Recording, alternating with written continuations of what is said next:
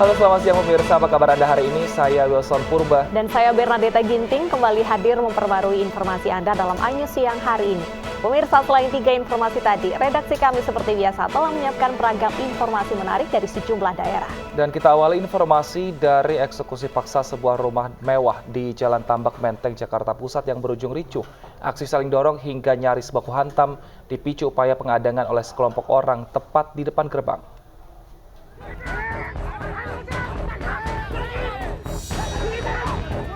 Aksi saling dorong tak terhindarkan ketika petugas jurusita dengan sekelompok orang yang mengadang di depan sebuah rumah di Jalan Tambak Menteng, Jakarta Pusat.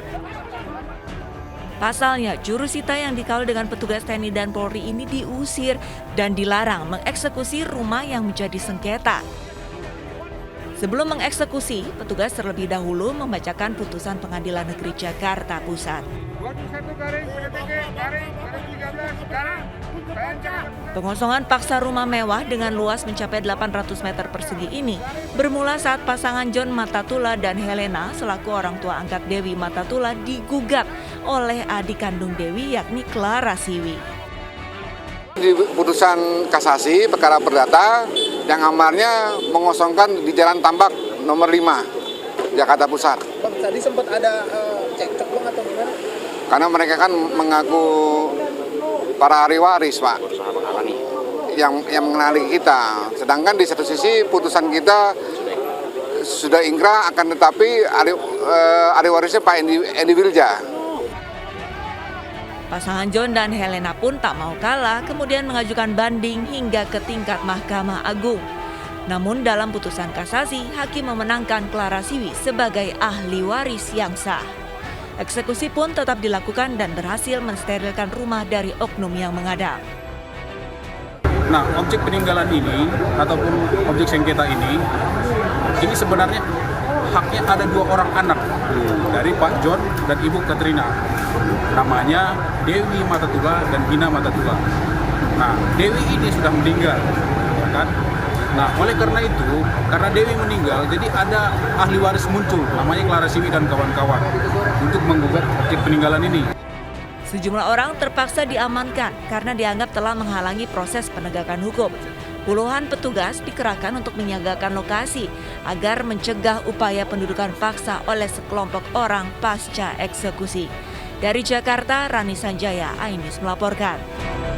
Aksi menolak kenaikan harga bahan bakar minyak oleh mahasiswa di Aceh diwarnai bentrokan antar sesama mahasiswa. Selain di Aceh pemirsa, di Yogyakarta, mahasiswa berunjuk rasa di depan kantor DPRD di Jalan Malioboro, Yogyakarta.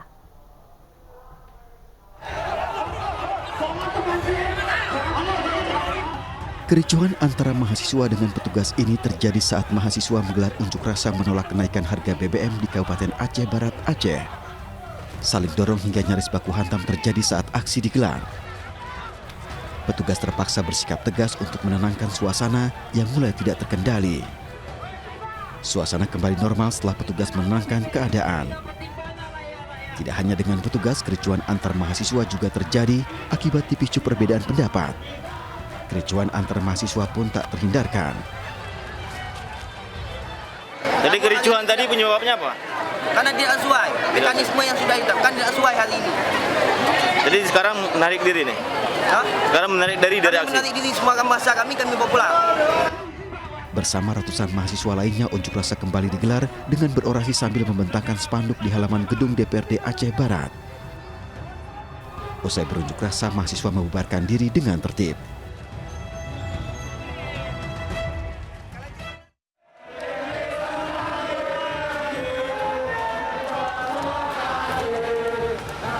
Ratusan mahasiswa di Yogyakarta berunjuk rasa di depan kantor DPRD di Jalan Malioboro, Yogyakarta.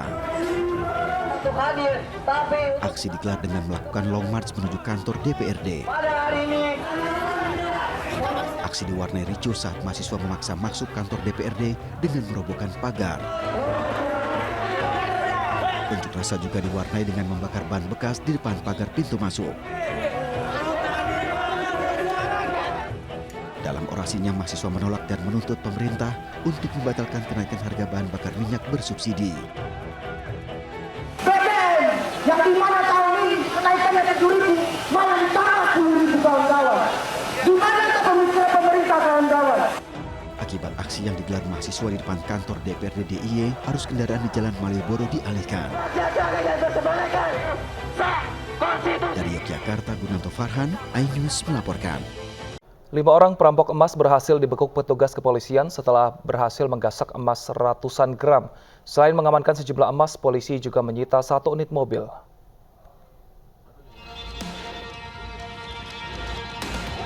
Lima perampok toko emas yang terdiri dari 3 orang emak-emak dan 2 laki-laki di Enrekang, Sulawesi Selatan ditangkap polisi saat ingin mencoba kabur setelah berhasil menggasak 107 gram emas.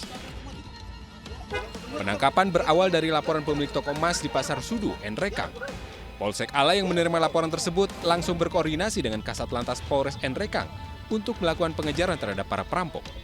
Dari tangan pelaku, polisi berhasil mengamankan sejumlah kalung emas dan 1 unit mobil. Langsung berkoordinasi dengan Satlantas Polres Enrekang untuk melakukan penghadangan. Kemudian Kasatlantas bersama anggota melakukan penghadangan dan mengamankan ke-5 orang tersebut dengan 1 buah mobil Honda Fresh warna putih dan 6 buah kalung emas.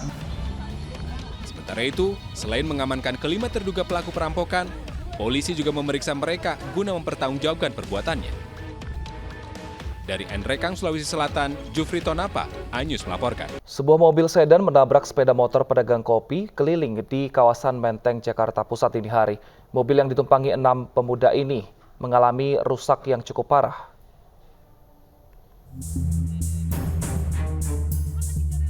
Sebuah motor pedagang kopi keliling tersungkur dan terpental sehingga barang dagangannya berceceran pasca ditabrak sebuah mobil di kawasan Menteng, Jakarta Pusat, Kamis dini hari.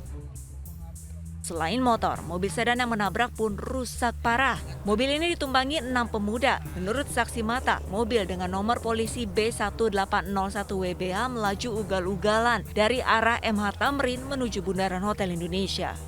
Saya kan lagi ngopi, saya nggak tahu juga dari ada mobil dari sana oleng gitu kan. Saya nggak tahu, orang berlari semua kan. Saya ikut lari, kontrolnya lari ke sini, motor saya ditabrak gitu. Diduga kecelakaan terjadi karena sang pengemudi dalam kondisi di bawah pengaruh minuman keras. Tidak ada korban luka ataupun korban jiwa. Namun ke-6 pemuda beserta kendaraannya dibawa ke Polda Metro Jaya guna pemeriksaan lebih lanjut.